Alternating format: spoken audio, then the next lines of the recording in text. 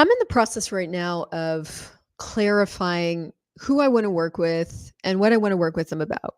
And this is an interesting process. It's been going on for the last 3 months. One of the first questions that pops into my mind that I'm sure you're asking is why? Why are you doing that? It's a fair question because I wasn't really necessarily trying to do that before. Before I was an access consciousness facilitator, my focus was the access consciousness tools, talking about those tools with you. And somewhere in the last 3 to 4 months, that's just changed for me. I am living the tools now. I'm being the tools. I'm happy with myself. I want to live the next 50 years happy with myself. I just don't have the same drive to function in the way that I did before at all. And but to get to your question of why am I going through all of this specialization, it's because I started looking at I would like a bigger business. When you start looking at something growing, whether it's 10 times or double or whatever growth, the one thing you want to start to look at is what produces right now the majority of my revenue. Like, what activities do I do that bring in revenue? And when I looked at my business, the activities that I do that bring in revenue were the ones having to do with my email list. And having done a fuck ton of video watching and learning and all the things from all the people, I know that my revenue or your revenue is in direct proportion to the size of my email list in a business like this one.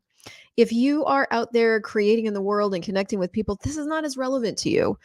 Although I would still argue that having an email list is probably your best asset. No, you are your best asset.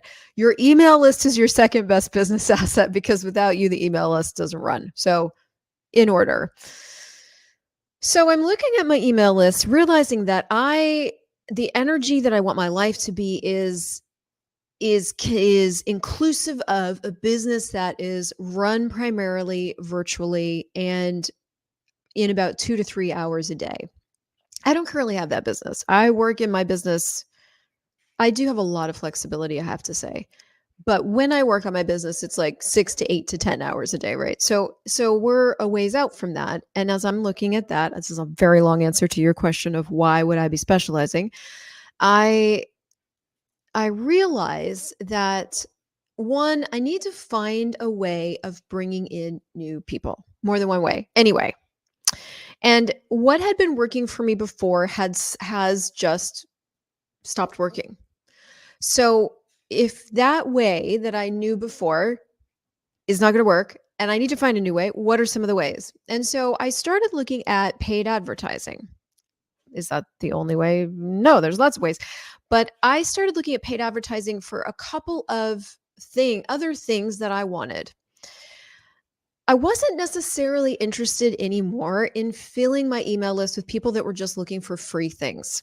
I don't mind contributing to people. I have a whole YouTube channel that's dedicated to contributing to people. You can go change your life on my YouTube channel for free. And many, many, many, many people have. And I think that's amazing. I also, now including me, my life, want to make money.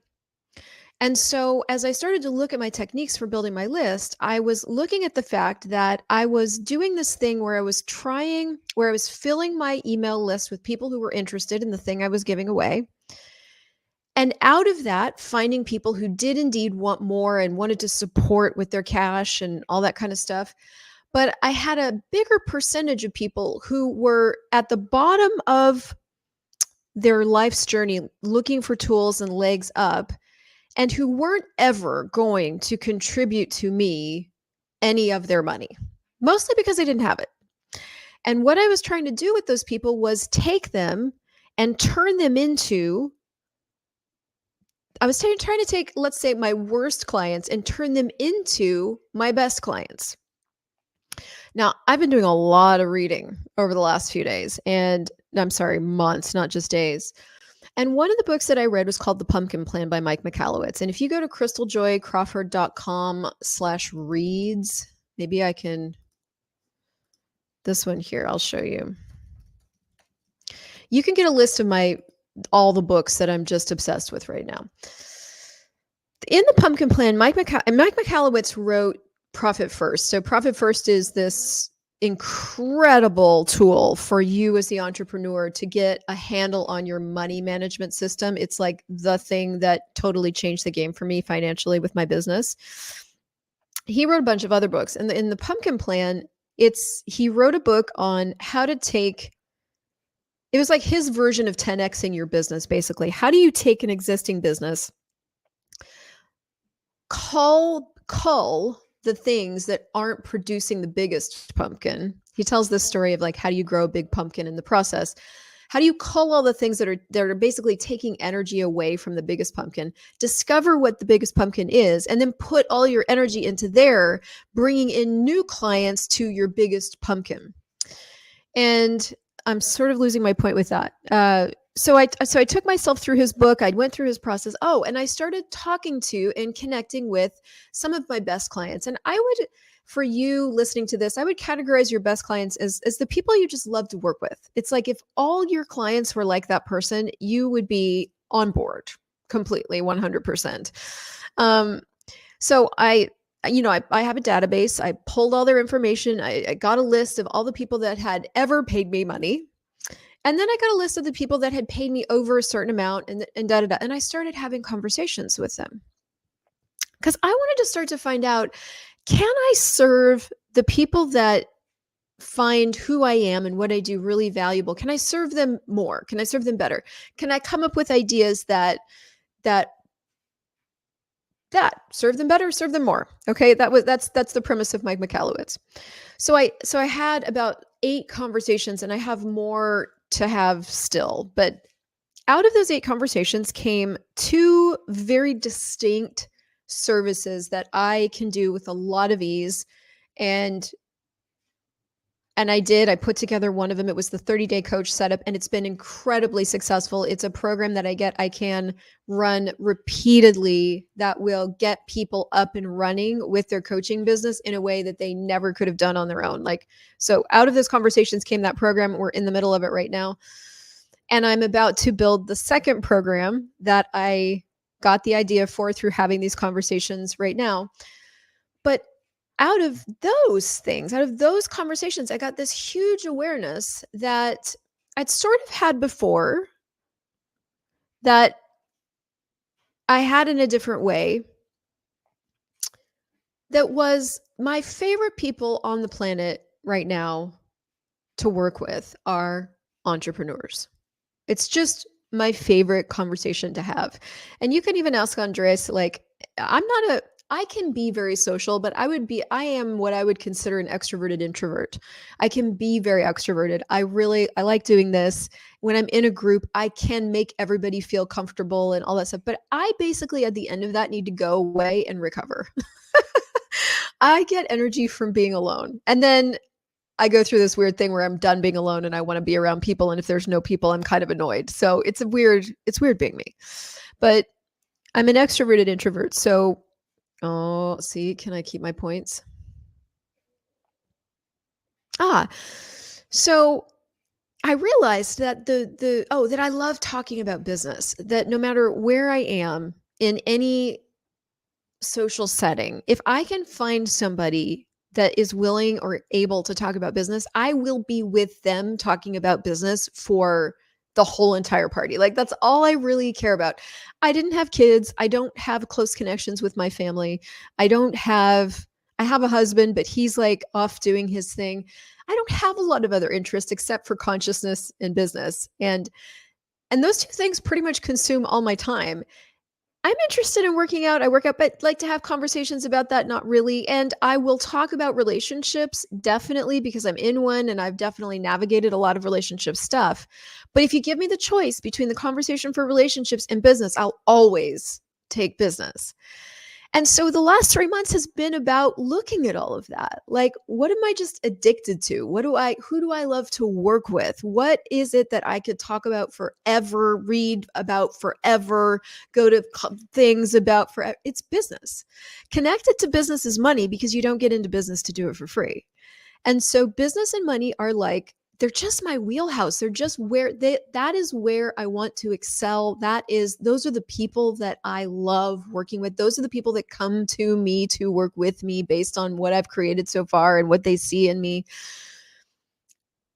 So to round out a long story, I've been getting clear on that and working on the articulation of my specialty.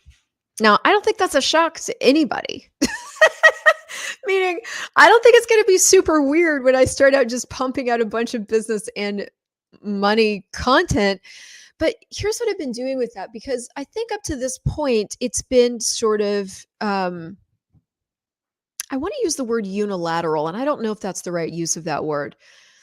Meaning, I've been trying to keep my business and money conversations within the framework of access consciousness. I want to, and let me elaborate on that a little bit.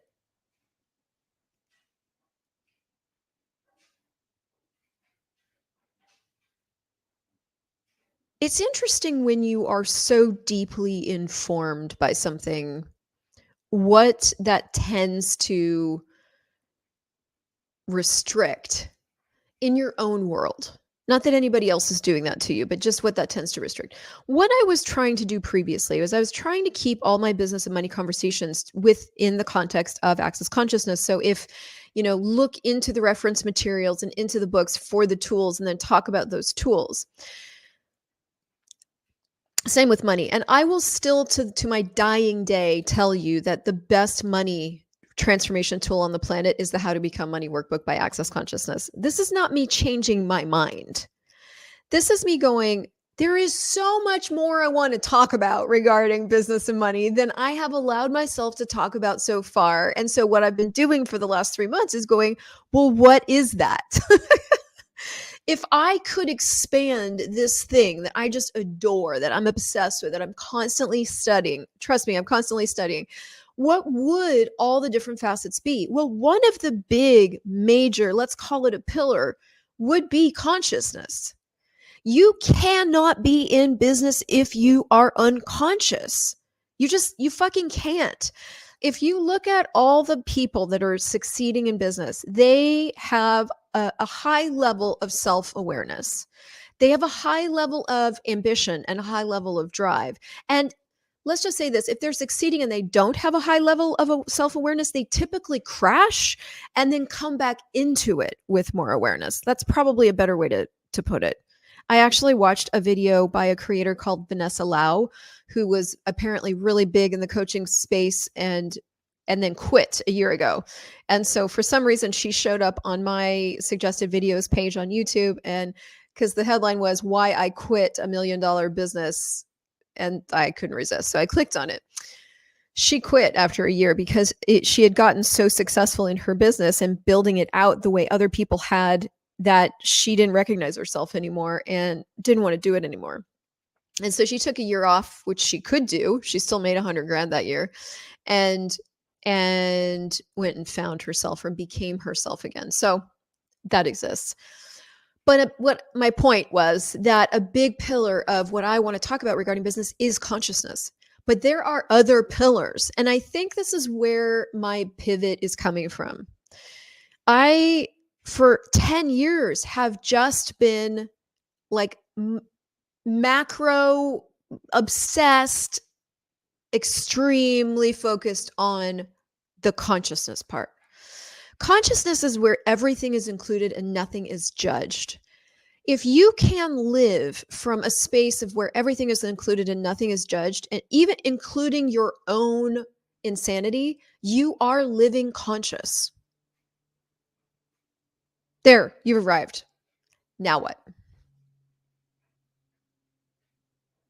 Now what? And so in access consciousness, there's so much conversation about now you need to create your life, right? Now you need to create your life. So I spent all these years like obsessed about getting conscious, getting aware, getting like conquering, receiving totally, right? All these big, big asks. And last summer, sometime in the mix of the early fall, I arrived. From my point of view, only from my point of view. Like, do I consider myself enlightened and at the top of the mountain? I don't consider myself anything except myself. Here I am. So that's a big pillar. Consciousness is huge. And there's a lot of facets to consciousness. I clearly have talked for the last 8 years on YouTube about consciousness. There's a lot to cover. But there's more. There's like nurturing you, the creator. There's a whole pillar on nurturing. There's a whole pillar on creativity.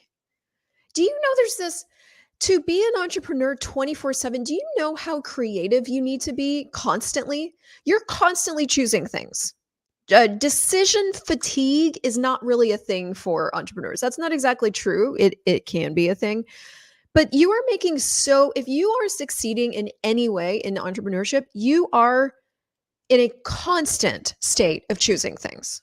Constant.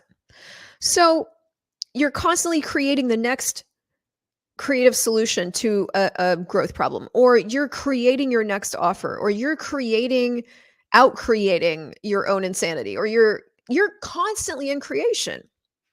And if you're not in creation, you're in maintenance. But even in maintenance, because maintenance is not very fun, you've got to be creative in doing maintenance because it's not very fun. Or you're creating tax solutions, or you're creating bank systems, but you are constantly creating. So if you're not nurturing or filling the well or acknowledging even, dear God, that you are creating, if you're not nurturing and feeding your creator, you are going to be tired after a while. And I was, let me tell you, because for a full year or two, I just put my head down and worked. I've told the story why before. I took this huge loan. I put myself under an immense amount of pressure. I just worked. And so at the end of that 2 years, there was no nurturing that happened. Could I have done more of that? Of course. Did I? No, because I'm extreme in myself. And so there it is. So there is a whole arm of creativity, stimulating it, nurturing it, acknowledging it, talking about it. When I started reading Seth Godin's book, The Practice, and Seth Godin is a well-known figure. You probably know about him, who has all these books, but all his books come from his blogs because he writes a blog every day. He has a daily practice. So I found the book, The Practice, again and got into it. I felt like a starving person seeing food for the first time in 5 years when I opened his book. And I was like, Jesus Christ. I had no idea that I had starved myself of creative conversation for this long. So that's the thing. Your body is a pillar in the business conversation. That is a pillar conversation. Listening to it, talking to it, letting it lead you, letting it give you ideas, allowing it to contribute to you. We got a lot to talk about when it comes to your body. Money. That's a big pillar. And you could probably break money up into 3 big pillars. Getting good at making money is a big pillar. Getting good with money systems is another pillar. Educating yourself about money. Do you know how much I've learned about money since I've been an entrepreneur? Everything. I've learned everything about money. And everything that I know now, I learned while being an entrepreneur. I learned this much about money being a waitress. I learned just enough. I learned a lot more things about business being a waitress. That's a whole fun series, actually, that I need to do. Note to self. But everything I learned about money, I learned about so education about money, the history of money, money systems, getting good at making money, getting good at being money, what being money is, the energetics of money, the physicality of money, the myth of money, the concept of money. Being an entrepreneur, you need to know a lot about money. Being an entrepreneur, you need to know how to manage your cash flow. You need to know that you should have cash flow. There's a lot of things. So then there's the personal development side of business. And I think this is probably going to end up getting called mindset, but it'll get called mindset, I'm sure. But it's the inner game of business. Right now we're in the middle of the 30-day coach setup, and I sort of jumped on board to do a daily video with everybody so they didn't feel alone. And we could consider this one of those videos. But the inner game of business is huge. So these people have all signed up for this program to get set up to coach. They've been talking about wanting to coach. Some of them have been doing content around coaching. They're like, I'm going to do this. I'm going to, and not done the thing. So I'm like, no problem. I can lead you through the thing. So that's what we're doing. And I cannot tell you how many of the people in there are running into these places in their life where they just want to quit. This is big. This is big. Running a business is not easy. It can come to you with ease and joy and glory. All of life comes to me with ease and joy and glory. That's an access consciousness mantra. That's a possibility you can choose, but it's not easy. You run into stuff every single day that you have to learn. The learning curve. Fuck. Do you know how many things you have to learn in business? Like handling the learning curve. That's a whole pillar. So the inner game is like you hit something you don't know. What are you going to be with yourself? Are you going to give yourself space to learn it? Are you going to quit? Because you are going to, as an entrepreneur, run into that stuff all the fucking time. Markets are going to change. Your audience is going to change. You are going to change. What you want is going to change. Everything's going to change all the time. So you're going to be dealing with change constantly, internally and outernally. So how are you going to handle that? What are your tools? So that's a whole thing. I've lost track of all my things. Business growth is a whole thing because there's so many different ways to grow. There's your way to grow. Empowerment of yourself and questions for business is a whole thing. And so my point is that, and consciousness includes all of that. So the bottom line with where I'm going with this, I suppose, is that the person who hadn't been including myself in let me try that sentence again for all the people in the back. The person who hadn't been including things or me was me. I really, and so forming my specialty or articulating what I specialize in, it isn't really business. I specialize in something much deeper than that, that has more to do with my ability to pinpoint gifts and abilities and ease-filled items. And that goes hand in hand with my ability to spot when an energy is not congruent. So, it isn't that my specialty necessarily is business. My specialty is much deeper than that. It's much more broad. It has more applications than just business. But what I love to do is business. I fucking love it. And I do it all day, every day. The only time I don't do business, the only time I don't engage is when I am going through a personal insecurity. And I do. I go through those because I'm a person. And I'll go through those, and that's okay. But every other time, I'm like obsessed. So I don't know why I'm telling you this. I want you to know, number one, I want you to know that's why everything's changing around here. I want you to know that the way I'm talking about what I'm specializing in is that I work with, I empower emerging and existing coaches and facilitators to clarify, articulate, and move their work out into the world. And I am fucking thrilled that that's what I'm choosing. That has nothing to do with what I'm certified in. That has everything to do with who I am. So you can look forward to a lot more content on this. This is the introduction. This is the beginning. This is like, hey, I think I'm finally coming out of the closet. And it's been can I just say something about that? Coming out about this has felt a lot like that. And please forgive me if you are a person that officially came out of the closet with your sexuality and you're like, you have no fucking idea. You're right. I don't. What I will tell you is that this has taken a lot of courage for me to choose. And it's been a very similar courage-filled moment as when I left the Christian church. Because I know what people are, I know how some people will perceive this and how they'll judge this. And it's not that. And I have a tendency, I don't live by it, or I'm not ruled by it, but I have a tendency to know what people are going to project and not want that to happen and then try to avoid it. But then I'll always go around that and come out anyway. So it's been intense coming out about what I'm specializing in. The biggest thing that I've had to struggle, the biggest thing I've wrestled with is not wanting to leave anybody behind. And see, brings tears just saying it in words.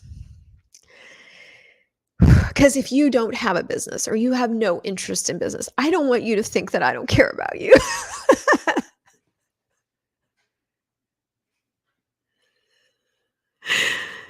So clearly, everything that is times a godzillion, I destroy and create it all. Right, wrong, good, bad, pod, all night, shorts, boys, poets, and beyonds. And if I'm honest, I've spent the last probably 48 years of my life, I'm 48 this year, trying to make sure that people knew that I cared. And I can't live like that anymore. Not that you ever expected me to, but I just can't. I have to move forward into being the brilliance that I am and being able to contribute to the people that can and want to choose to participate in that. And so I just want all of you to know, if you're listening and you are an emerging or an existing entrepreneur, I am more than ever going to be geared towards contributing to you. If you aren't, you could still get a lot out of what I'm doing. And also, it's okay if you go find what you need. I really, if I want to live in a world of artists, artists come in all shapes and all sizes. I think entrepreneurship is one of the greatest forms of art because it's other people, it's people giving other people a chance to participate in their idea. And that, what a gift that is. And you have ideas. You as a being are the gift. It may take you going to a bunch of access consciousness classes or reading a bunch of books or doing your own work to discover that you are a gift or to even be willing to be the gift that you are. But it doesn't mean you aren't a gift. So I want to live in a world where you and your gift have their chance if you're willing to go on that journey. And that's who I'm going to be speaking to from now on until I change. So thank you for listening to this. And thank you for being here on this ride with me. I don't know if there's a more vulnerable thing than living your life out loud on the internet. Probably with other people could probably be more vulnerable. There's probably a few things, but it is vulnerable. And, I appreciate all of you that have stuck around and been here and also been contributed to, like really been grateful for what it is that this hot mess of a whirlwind hurricane that I am, allowing me to contribute to your life. So that's it for now for this video. I am so grateful that I jumped on here and did this. And if this, contributed to you and somebody that's going through a pivot or a specialization or an attempt to articulate, I'm going to be putting out more materials over the next days and weeks that contribute to that. I've got a list going right here that's called Clarifying Questions to Articulate Your Thing. So that's coming out soon. Just get on the email list because that's going to be the easiest way to stay in touch. You can check out this book list right here. I adore you. Like, subscribe, comment, and share. Make this channel blow up. Let's create a greater possibility for all of us out in the world that are doing our art and living our dreams. What else is possible that we haven't considered? I adore you. Bye.